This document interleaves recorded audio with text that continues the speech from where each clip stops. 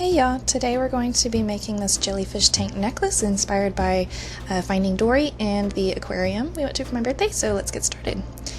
Okay, so you're going to just start with some plain translucent clay. Make it nice and soft by massaging it between your fingers, and then I'm just using a little dotting tool, round tip tool, to make the little head of the jellyfish. You can find links to all of these tools and supplies on the blog post in the link box, the info box below this video.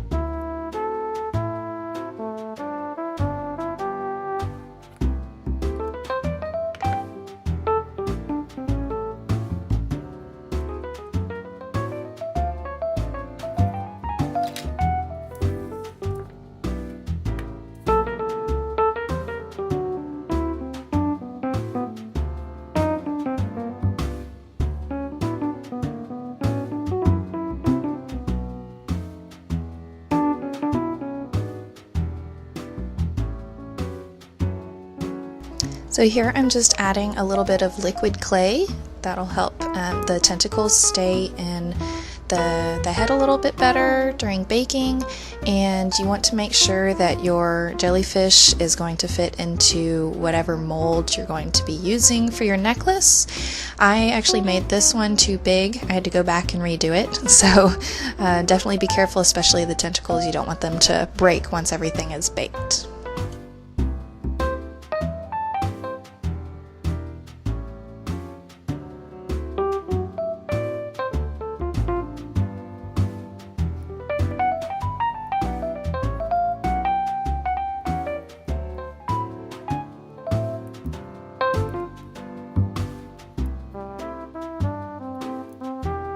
Once you're happy with the shape, go ahead and bake it according to package instructions. And then once it's cooled, I'm going to be adding a mixture of a couple of different things to color it and make it glow in the dark and make it shiny. First, I just used a little acrylic paint. Right here is just plain white acrylic paint to make the head stand out a little bit. The jellyfish that I saw at the aquarium, the head really glowed in the light, in the black lights they had, so I wanted to emphasize that.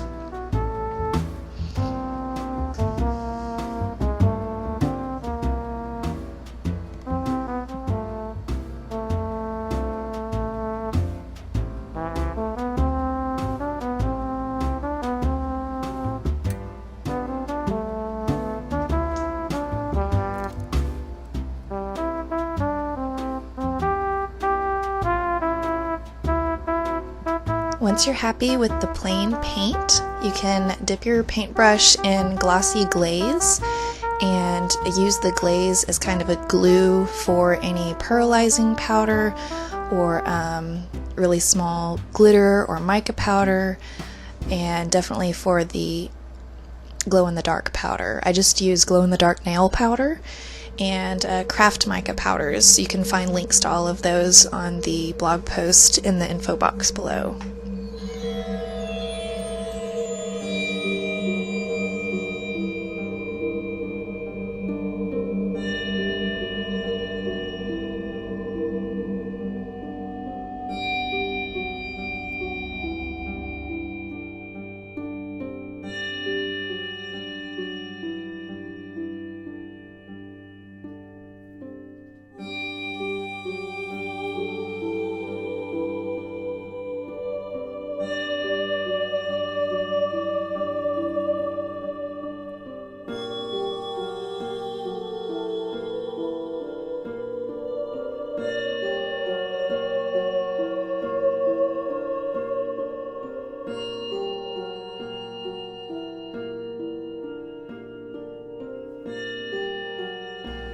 So right now I'm just adding the white pearlizing powder, white mica shimmer, and a little bit of the fairy dust that I have in my Etsy shop.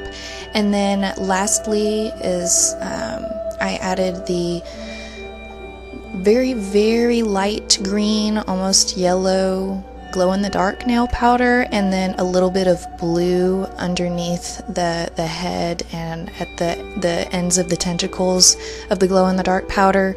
They all kind of have different sensitivities to the light. The really light green yellow one was the best, and then the light blue was the next best. So I really wanted it to be able to glow in the dark.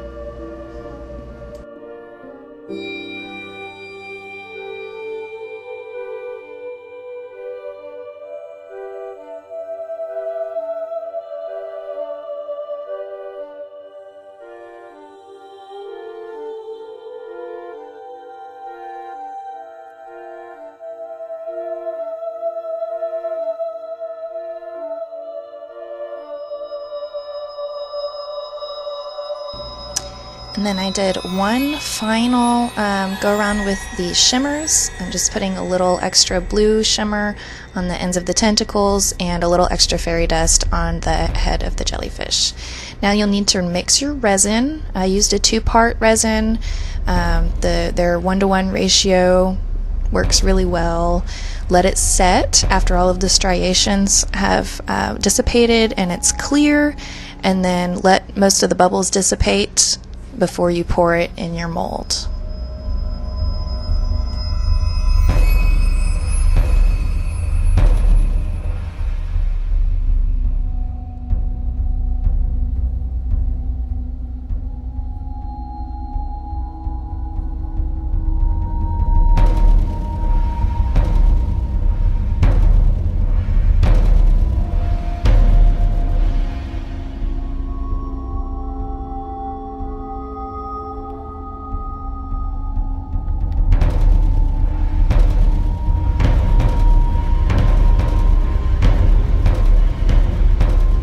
Right here I'm just adding some mylar sheets. I like using Ice's Crystal Opal, and then I'll be also adding some of the blue shimmer. I was trying to make it look like waves going around the edge of the jellyfish. Unfortunately, after rewatching some of these videos, I realized that my jellyfish was put in upside down, so I had all of the mica powders where we wanted them, but I had to go back and use my tweezers to flip my jellyfish upside down, which totally messed up the border and kind of put the mica shimmer all over the place, but I still like how it turned out. So just keep that in mind, that you have to put the jellyfish in upside down from what you want it to be in your necklace.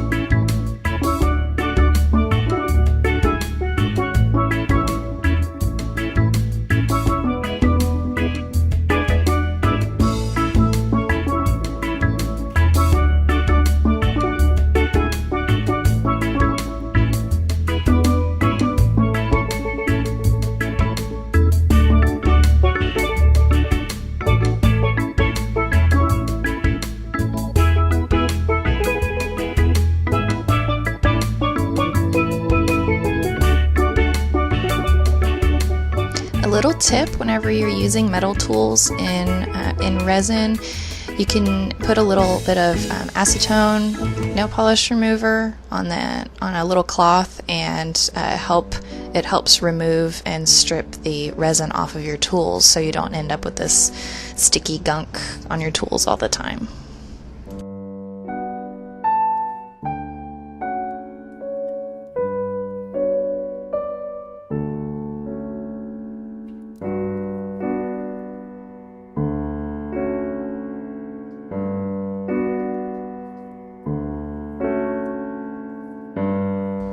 So once you're happy with your pendant, go ahead and let it cure for the approved amount of time on your packaging.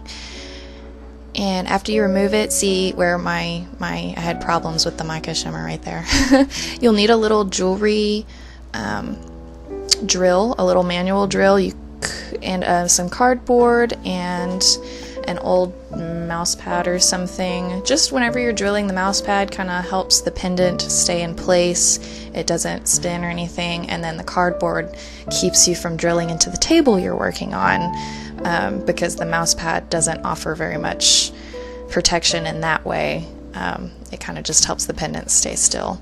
So be patient and go slow when you're drilling. You don't want to crack your pendant, and you don't want to drill into anything you're not supposed to.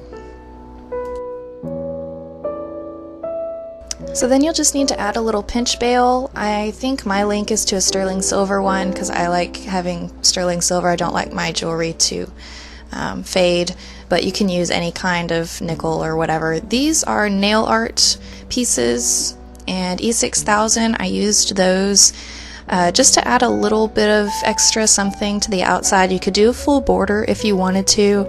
I just wanted one little special space, and to show you how to do it, just adding a few rhinestones, a few little pearls, just a little extra something. I might go back and add one or two more little spaces. I wanted it to look like a bubble, like the jellyfish was trapped in a bubble, or all of the tanks at the aquarium were round, which I really liked, and they had the water set to where they were just kind of spinning around. It's very soothing. They're terrifying creatures, but behind glass, they're very soothing.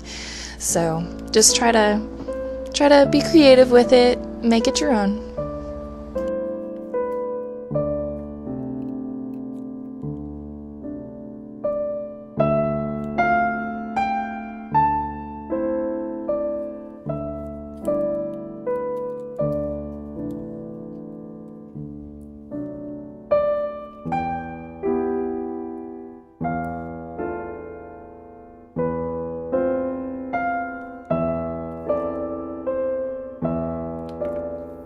Once your glue is dry, add a chain and you're finished. I really hope you liked this tutorial, and go ahead and subscribe if you'd like to see more, and thank you for watching.